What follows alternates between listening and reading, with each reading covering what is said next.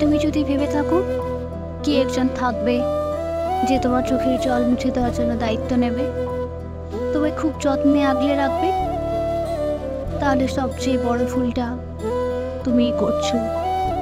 কে কার চোখের জল মুছে দেয় বলো তো? আর দিলেও কয়দিন, একদিন বা দুদিন।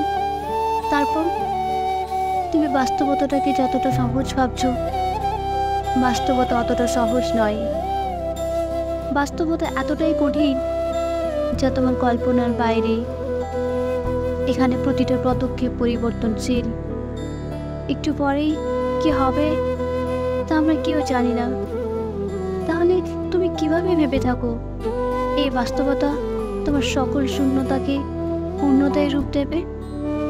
আর দিলেও তো কতখানি। জানো তো, এখানে অনেক আবেগ নিয়ে হাঁটলে তুমি হোঁচট খাবেই।